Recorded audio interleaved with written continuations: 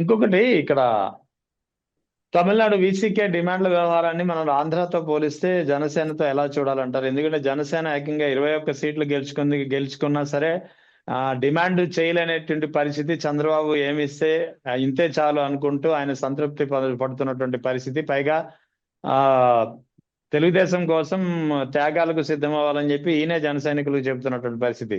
ఇక్కడ వీసీకే ఏమో 2 సీట్లు నెగ్గి గొంతెమ్మ కోరికలు కోరుతోంది. సో దీన్ని బట్టి జన సైనికులు వీసీకేని చూసి ఆయన నేర్చుకోవాల్సిన అవసరం ఉందంటారా?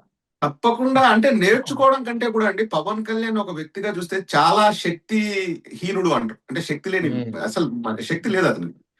అతనికి కొన్ని నిర్దిష్టమైన ఆలోచనలు ఉన్నాయి. వాటి కోసం మాత్రం ఆయన ఎంత దూరమైనా వెళ్తాడు. చిన్న ఎగ్జాంపుల్ చెప్తానండి. ఇక్కడ 2-3 ఎగ్జాంపుల్ మనం ఉదహరించవచ్చు. అరవ శ్రీధర్ వ్యవహారం జనవరిలో వెలుగులోకి వచ్చింది. అవును, జనవరిలో వచ్చింది. 4 నెలలు అవుతుంది. నీ ఇంట్లో, అంటే నీ పార్టీ నీ ఒక ఇల్లు అనుకుంటే, నీ ఇంట్లో సమస్యలు నువ్వు చక్కబెట్టుకున్నావా? 4 నెలలు సరిపోదా అండి ఒక కమిటీ ఏదైనా కానీ నిర్ణయం తీసుకోవడానికి? ఏదో కమిటీ కానీ అటుపక్క మనం చూస్తే పిఠాపురం వర్మ గారిని ఏదో ఫ్లెక్సీ గొడవ అయిందంటే తీసి పడేసింది.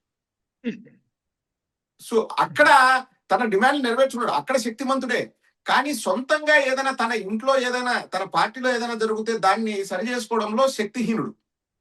ఆ పార్టీ కూడా జనసేన వాళ్ళు నడుపుతున్నారండి. జనసేన వాళ్ళు జెండాలు, వాళ్ళ జెండాలు కాక వేరే వాళ్ళ జెండాలు మోసి ఆ పార్టీ నిలబడింది తప్పితే పవన్ కళ్యాణ్ చేసింది ఏం లేదు. పవన్ కళ్యాణ్ సొంత ప్రయోజనాల కోసం ఎంత దూరమైన వెళ్తాడు. ఇప్పుడు బెస్ట్ ఎగ్జాంపుల్ పిఠాపురం వర్మ విషయం. కావాలని పవన్ కళ్యాణ్ అంత డిమాండ్ చేయకపోతే చంద్రబాబు నాయుడు గారు ఎందుకు తీసేస్తారండి ఇన్ఛార్జ్ గా? అవును కదా, అవును. ఆయన కావాల్సిన, ఇప్పుడు నెలకు ఎందుకు పవన్ కళ్యాణ్ సైలెంట్ గా ఉన్నాడు, వీసీకే పార్టీ లాగా ఎందుకు డిమాండ్ చేయట్లేదంటే వాళ్ళకు ముట్టాల్సినది వాళ్ళకి ముట్టాలని బయట అంతా టాక్ అండి. నెలకు 50 కోట్లు 60 కోట్లు ఏదో లోకేష్ చంద్రబాబు పవన్ కళ్యాణ్కి ఇస్తారని నేను కూడా బయట ఎవరో చెప్తే నేను విన్నా. ఓకే. సో ఎప్పుడైతే అది ఇస్తారో, ఇప్పుడు మనం సిరీస్ ఆఫ్ ఇన్సిడెంట్ చూస్తే అండి, ఎప్పుడైతే ఆ డబ్బులు ఇస్తారు నెక్స్ట్ రోజు వచ్చి, ఇప్పుడు అది కూడా రోజు అన్నాడు 2 నెలలకు ఒకసారి 3 నెలలకు ఒకసారి మనం 15 ఏళ్ళు కలిసి ఉండాలంటాడు. ఒక్కొక్కసారి ఏం చేస్తాడు, వాళ్ళ మీద కూడా అలుగుతాడు. తనకు రావాల్సింది సరిగా రాకపోతే వాళ్ళ మీద కూడా అలుగుతాడు. ఇప్పుడు ఒక్కొక్కసారి క్యాబినెట్ మీటింగ్ లో ఉండడు. ఏంటంటే వీపు నొప్పి వచ్చిందని నేను ఇంటికి వెళ్ళిపోతాను అని చెప్పేసి హైదరాబాద్ వెళ్ళిపోతాడు. కానీ నెక్స్ట్ రోజే, మీరు నెక్స్ట్ రోజు చూడండి, ఎప్పుడైతే నాదెండ్ల మనోహర్ని అడిగాడు ఎవరు, చంద్రబాబు నాయుడు గారు, మీకు గుర్తుందో లేదో, ఏంటి అసలు పవన్ కళ్యాణ్ ఫోన్ చేస్తే ఎత్తలేదు అంటే, ఆయనకు బ్యాక్ పెయిన్ ఉంది సార్ అందుకే క్యాబినెట్ మీటింగ్ రాలేదు నాదెండ్ల మనోహర్ గారు చంద్రబాబు చెప్పారు. కానీ వెరీ నెక్స్ట్ డే కేరళలో ఎయిర్పోర్ట్ నుంచి బయటకు వచ్చే ఫోటో వచ్చింది. Very next day. ఇప్పుడు నీకు వెన్ను నొప్పి వీపు నొప్పి ఉన్నవాడు నెక్స్ట్ రోజు కేరళకి ఫ్లైట్ లో వెళ్ళి అక్కడ దేవస్థానాలు గుళ్ళు ఇవన్నీ చూసి తర్వాత తమిళనాడుకు వచ్చి తర్వాత ఎక్కడో అప్పటికి మళ్ళీ బుజ్జగించడం అయిపోయిందేమో, తర్వాత ఆంధ్రాకి వచ్చి అప్పుడు వాళ్ళ ట్రస్ట్ కోసం, బసవతారకం ట్రస్ట్ కోసము మన తమన్ గారిది ఒక మ్యూజిక్ కన్సర్ట్ జరిగితే దానికి వచ్చాడు. మళ్ళీ వచ్చి 50 లక్షలు ఏదో డొనేషన్ ఇచ్చాడు. సో మనం చూసుకుంటే ఆయనకు కావాల్సినవి అడగడంలో, తనకు కావాల్సినవి పొందడంలో ఎప్పుడు ఫస్ట్ ఉంటాడు. దేన్ని అడ్డం పెట్టుకొని అవన్నీ చేస్తున్నాడు పవన్ కళ్యాణ్ అంటే, పార్టీని, జన సైనికుల అభిమానాన్ని క్యాష్ చేసుకుంటూ తను బాగుపడుతున్నాడు. అవును. కానీ పార్టీ పరంగా ఏమైనా డిమాండ్ ఉంటే అవసరం లేదు 15 ఏళ్ళు ఊడికం చేయండి. ఎందుకంటే అది సౌకర్యం ఉంది, పవన్ కళ్యాణ్ కి సౌకర్యం ఉంది. అది ఇప్పుడు ఉప ముఖ్యమంత్రి పదవి ఉంది, విమానాల్లో ప్రత్యేక విమానాల్లో తిరుగుతున్నాడు. ప్రత్యేక విమానాల్లో జన సైనికులు ఏం తిరగట్లే, ప్రత్యేక హెలికాప్టర్లు తిరుగుతారు. ఒక రోజు మన దౌర్భాగ్యానికి, మన ఆంధ్ర రాష్ట్ర ప్రజలు చేసుకున్న కర్మకి నాగబాబు కూడా ప్రత్యేక హెలికాప్టర్ ఉండే ఒక రోజు, మీరు చూసారో లేదో? అవునవును. ఒక ఎమ్మెల్సీ అంటే కోరికలు తీర్చుకోవడం, ఇది క్లియర్ గా మీకు అర్థమవుతుందా? కోరికలు తీర్చుకోవడం. నేను ప్రత్యేక హెలికాప్టర్ లో ఆంధ్రాకు పోతా, ఏందండి ప్రజల డబ్బుతో ప్రత్యేక హెలికాప్టర్ లో ఒక ఎమ్మెల్సీ, అది కూడా ఏంది, తను నివాసం ఉన్న హైదరాబాద్ నుంచి ఆంధ్రాకి రావడానికి ప్రత్యేక హెలికాప్టర్ ఒక ఎమ్మెల్సీ. సో ఆ విషయంలో ఆ డిమాండ్ బాగా నెరవేర్చుకుంటాడు పవన్ కళ్యాణ్. కానీ పార్టీకి ఉపయోగపడతాయి, పార్టీకి ఏదైనా చేద్దామంటే, నాకు గొర్రెలు ఉన్నారు, ఈ జన సైనికులు గొర్రెలు, నేను చెప్పినట్టు వింటారు, 15 ఏళ్ళు ఊడిగం చేయాల్సిందే, చేద్దాం, ఇష్టం లేకపోతే వెళ్ళిపోండి, డైరెక్ట్ చెప్తారు కదండి. వాళ్ళ వ్యక్తి, వాళ్ళ ఎమ్మెల్యేనే బొలిశెట్టి సత్యన ఎవరో ఒక ఆయన చెప్తాడు, మీకు ఇష్టం ఉంటే ఉండండి లేకపోతే వెళ్ళిపోండి అని చెప్తాడు. మా బాస్ని ఒకరోజు ఏదో ఇంటర్వ్యూలోనే చెప్పాడు. మాకు అంతర్గత ప్రజాస్వామ్యం అట్లే ఉండదు, ఉంటే ఉండండి. పవన్ కళ్యాణ్ ఎన్నోసార్లు చెప్పాడు, నేను చెప్పిన దానికి ఎదురు ప్రశ్నిస్తే మీరు వెళ్ళిపోండి అని పవన్ కళ్యాణ్ చెప్పాడు. సో వాళ్ళ అభిమానాన్ని క్యాచ్ చేసుకుంటాడు పవన్ కళ్యాణ్. సో పవన్ కళ్యాణ్ అడగట్లేదంటే తనకు కావాల్సినట్టు అడుగుతున్నాడండి బాగా, కానీ పార్టీకి అవసరమైనట్టు అడగడు. ఇంకా పిఠాపురం విషయం ఎలా చూడాలి? పిఠాపురం విషయంలో వర్మను టీడీపీ ఇన్ఛార్జ్ బాధ్యతలుగా తప్పించేసింది టీడీపీ అధిష్టానం. వాస్తవానికి అక్కడ అది గొడవ జరిగింది, పవన్ కళ్యాణ్ వర్సెస్ వర్మ కానే కాదు, జన సైనికులకి వర్మకి మధ్య మాత్రమే జరిగింది. అది కూడా ప్రోటోకాల్ పాటించలేదు, ఫ్లెక్సీలో చంద్రబాబు నాయుడు ఫోటో పెట్టలేదని చెప్పి. అంటే ఇక్కడ పిఠాపురం నియోజకవర్గాన్ని పవన్ కళ్యాణ్ కు శాశ్వతంగా రాసి పెట్టే ఉద్దేశంలో టీడీపీ ఉన్నందునే టీడీపీకి ఇక వర్మ అవసరం లేదని భావించి అతన్ని పక్కకు పెట్టేస్తుందా? లేదు లేదండి, నేను దాంతో ఒప్పుకోను, ఏకీభవించను. ఎందుకంటే పవన్ కళ్యాణ్ ఎదగడం నచ్చని ఏకైక వ్యక్తి ఈ భూ ప్రపంచంలో ఎవరైనా ఉన్నాడు అంటే చంద్రబాబు నాయుడు. రైట్. పవన్ కళ్యాణ్ తొక్కుతేనే నా కింద కాళ్ళ దగ్గర పడి ఉంటాడు. నేను అతని సపోర్ట్ తీసుకొని ఆయన అభిమానుల్ని, కాపు కులస్తుల్ని నేను వాడుకోవచ్చు అన్నది ఏకైక దృక్పథం చంద్రబాబు నాయుడు గారి, దాంట్లో డౌటే లేదు. పవన్ Okay. కళ్యాణ్ కొంచెం ఎదిగినా కానీ నష్టం ఎవరికండి? చంద్రబాబుకే కదా. అంతే రేపు కదా, పొద్దున obviously. సింపుల్ లాజిక్ అండి. పవన్ కళ్యాణ్ వెళ్ళి మన ఇద్దరం చెరిసొగం సీట్లలో పోటీ చేద్దాం అంటే 87, 86 అంటే అట్లా చెరిసొగం చేద్దాము, 87, 87 లేకపోతే 87, 88 అంటే చంద్రబాబు గారు ఒప్పుకుంటారా? ఒప్పుకోరు. ఒప్పుకోరు. పవన్ కళ్యాణ్కి ఏం పిఠాపురం రాసి ఇవ్వలేదండి. ఇక్కడ మనం గమనిస్తే పవన్ కళ్యాణ్ వెనుక ఉన్న కాపులని, ఇక్కడ మళ్ళా వాళ్ళ తప్పు కూడా లేదు. నేను కాపుల సంఖ్యాబలం ఎక్కువ, వాళ్ళని నేను మంచి చేసుకుంటున్నా.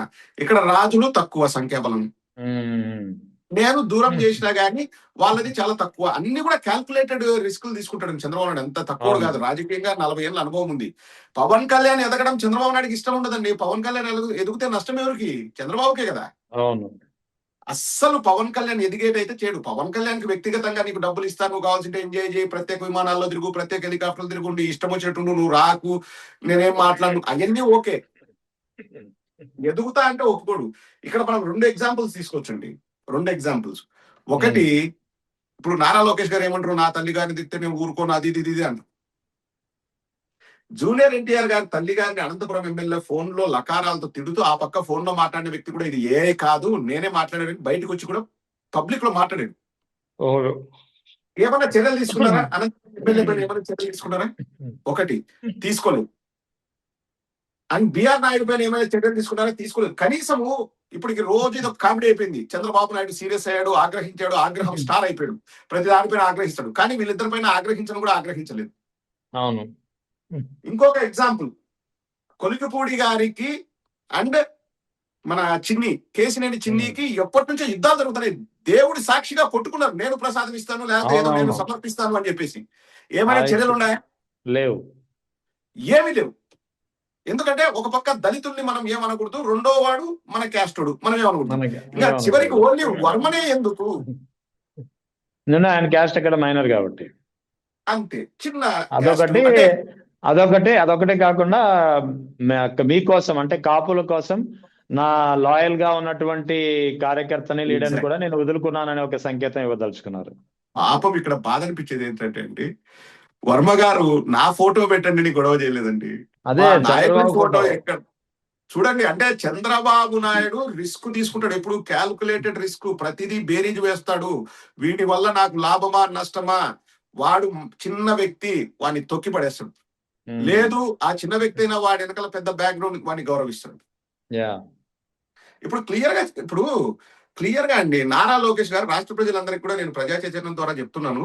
ఇప్పుడు ఆడవాళ్ళను ఏమనంటే నేను తట్టుకోలేను, నా తల్లి, వాళ్ళ తల్లిని అవమానించినట్టు ఎక్కడ రికార్డింగ్ లేదండి. ఎక్కడ జూనియర్ ఎన్టీఆర్ గారి తల్లిని అవమానించినట్లు రికార్డింగ్ ఉంది, ప్రపంచం మొత్తం వినింది. ఏమి చర్యలు తీసుకోకపోగా ఒక్కొక్క నియోజకవర్గం వాళ్ళని ఒక్కొక్క రోజు పిలిచి భోంచేస్తాని ఆ అనంతపురం ఎమ్మెల్యేని వాళ్ళ కుటుంబ సభ్యుల్ని ఇంటికి పిలిచి భోంచేశారు. ఎవరు? నారా లోకేష్. ఇద్దరు భోజనం చేసి ఆయన ఏదో గిఫ్ట్ తెచ్చేసే ఫోటోలు కూడా ఫోజులు ఇచ్చారు. ఎంత దౌర్భాగ్యం, ఎంత దరిద్రం అండి. ఇప్పుడు జూనియర్ ఎన్టీఆర్ గారి తల్లి కాదా అంటే? ఇప్పుడు రాష్ట్ర ప్రజలు కూడా అర్థం చేసుకోవాల్సింది ఏంటంటే, నారా లోకేష్ ఈ ప్రభుత్వాన్ని, ప్రజలు ఇచ్చిన అధికారాన్ని, ఆ పవర్ ని సొంత వాటికి వాడుకుంటున్నాడు అంతే. మళ్ళా కాకమ్మ కథలు చెప్పమంటే చెప్తాడు. ఏంది, ఆడవాళ్ళని గౌరవించాలి, మగవాళ్ళు ఇట్లా అనకూడదు, గాజులు వేసుకుని వచ్చారు అట్లా అనకూడదు, ఆడవాళ్ళని సరే ఆడవాళ్ళని గౌరవిద్దాం. నేను ఇప్పుడు ఓపెన్ గా చెప్తున్నా, వైఎస్ఆర్ కాంగ్రెస్ పార్టీ వ్యక్తి అయినా నేను చెప్తున్నా, ఎవరైనా నారా లోకేష్ గారి తల్లి గారిని దూషిస్తే తప్పు తప్పు తప్పు. మా వాళ్ళు దూషించిన తప్పు, ఎవరు దూషించిన తప్పు, శిక్షార్హులు. Very open. అదే నారా లోకేష్ అనంతపురం ఎమ్మెల్యే పైన ఏమైనా చర్యలు తీసుకున్నా, అధికారంలో ఉండవు కదా, నీ ఎమ్మెల్యే కదా, నువ్వే బీఫామ్ ఇచ్చినావు కదా, పీక్ పడేసేయి. అతను ఒక తల్లిని తిట్టిన వ్యక్తి ఒక 2 లక్షల మందికి ప్రతినిధిగా ఉండే అర్హత ఉందా? లేదు. పీక్ పక్కన పడేసి, కానీ ఇంటికి పిలిచి భోజనం పెడతాడు. ఇంకా చూడండి రాజకీయాలు ఎలా ఉన్నాయో.